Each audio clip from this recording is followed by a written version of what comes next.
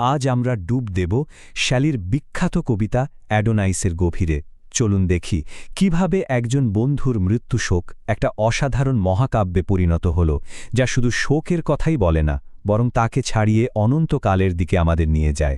একবার ভাবুন তো, একজন কবি তার প্রিয় বন্ধুর মৃত্যুকে মেনে নিতে এই লাইনগুলো লিখছেন। আর এই একটা কথা দিয়েই কিন্তু শুরু হচ্ছে এক অবিশ্বাস্য যাত্রা, যা আমাদের একেবারে জীবনের শেষ সীমানা পর্যন্ত নিয়ে যাবে। চলুন এই কবিতার গভীরে প্রবেশ করা যাক। তো সবকিছু শুরু হয়েছিল একটা অত্যন্ত দুঃখজনক ঘটনা দিয়ে, তরুণ কবি জন কিটসের অকাল মৃত্যু। এই ঘটনাই শেলির মনে এতটাই গভীর এক আঘাত হানে যে তিনি এই কবিতাটা লিখতে বাধ্য হন। মাত্র ২৬, ভাবা যায় এইটুকু বয়সেই পৃথিবী এমন এক অসাধারণ প্রতিভাকে হারিয়ে ফেলল। এটা সত্যিই এক অপূরণীয় ক্ষতি ছিল। দেখুন, কিটসের মৃত্যুর প্রায় সাথে সাথেই শেলি তার সমস্ত শোককে শব্দে ঢেলে দিয়েছিলেন। এই টাইমলাইনটা দেখলে স্পষ্ট বোঝা যায় মাত্র কয়েক মাসের ব্যবধানে তার ব্যক্তিগত যন্ত্রণা কিভাবে একটা অমর শিল্পে রূপ নিল। এই যে এত বড় একটা শোক, এটা সামলানোর জন্য শেলি কিন্তু কোনো নতুন পথে হাঁটেননি, বরং তিনি আশ্রয় নিয়েছিলেন কবিতার খুব পুরনো আর ভীষণ নিয়মনিষ্ঠ একটা ফর্মের। চলুন দেখি কি ছিল সেই কৌশলগুলো। শেলি এখানে ব্যবহার করলেন প্যাস্টোরাল এলিজি বা গ্রাখালি শোকগাথার ফর্ম। এটা শোক প্রকাশ করার একটা খুব ঐতিহ্যবাহী ধরন, যেখানে মনে হয় যেন কবির সাথে সাথে প্রকৃতিও কাঁদছে। শেলি এই প্রাচীন ভিত্তিটাকেই তার কবিতার কাঠামো হিসাবে বেছে নিয়েছিলেন। আর সবচেয়ে মজার ব্যাপার হল, শেলি তার আবেগের এই যে তীব্র বিস্ফোরণ, সেটাকে একটা অত্যন্ত কঠিন কাব্যিক শৃঙ্খলার মধ্যে বেঁধে ফেলেছিলেন। তিনি স্পেন্সেরিয়ান স্ট্যাঞ্জার মতো একটা জটিল কাঠামো ব্যবহার করলেন তার শোককে একটা শৈল্পিক রূপ দেওয়ার জন্য। আর কবিতার নাম অ্যাডোনাইস। শেলি এখানে গ্রিক পুরাণের অ্যাডোনিসের সাথে কিটসের একটা তুলনা টানছেন। মানে এই নামটা দিয়েই তিনি শুরুতেই কিটসের অকাল মৃত্যু আর তার সৌন্দর্যের এক চিরকালীন গল্প তৈরি করে ফেললেন। কবিতার প্রথম অংশটা যদি পড়া যায়, মনে হবে পুরোটাই যেন গভীর শোকে ডুবে আছে। শেলি এখানে শুধু নিজের দুঃখের কথা বলেননি, তিনি যেন গোটা বিশ্বকে কিটসের জন্য কাঁদিয়েছেন। শেলি এখানে প্রকৃতিকে একেবারে জীবন্ত করে তুলেছেন। বাতাস ফুপিয়ে কাঁদছে, বসন্ত তার সব সৌন্দর্য ফেলে দিচ্ছে, সমুদ্র দুঃখে স্তব্ধ হয়ে গেছে। কিটসের মৃত্যুতে যেন সমস্ত প্রকৃতি শোকে কাতর। এটাই তো পার্সনিফিকেশনের শক্তি।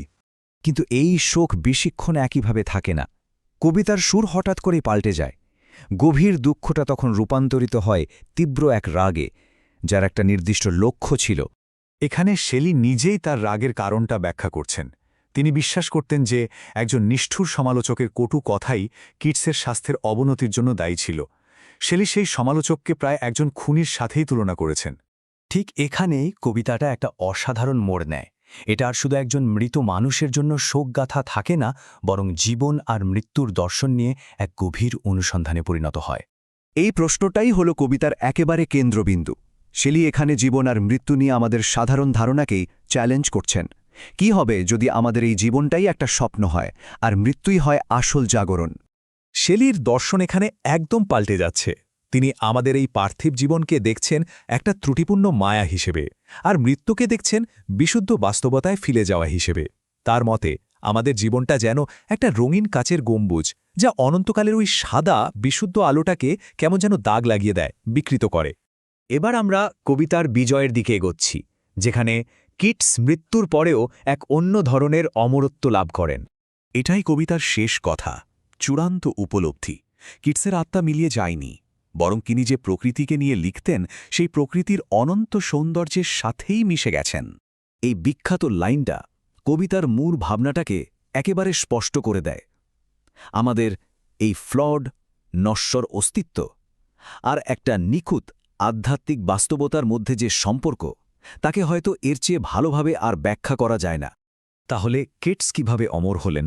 তিনি আরেকজন মৃত কবি নন, তিনি এখন এই মহাবিশ্বের এক জীবন্ত অংশ। তিনি আছেন তারায়, বাতাসে, সমুদ্রে, প্রকৃতির প্রত্যেকটা উপাদানের মধ্যে। প্রায় ২০০ বছর পরেও শেলির এই কবিতাটা আমাদের এক চিরকালীন প্রশ্নের সামনে দাঁড় করায়। একটা শিল্পকর্মের কি সত্যিই ক্ষমতা আছে মৃত্যুকে জয় করার? হয়তো অ্যাডোনাইস কবিতাটি নিজেই এই প্রশ্নের সবচেয়ে বড় উত্তর।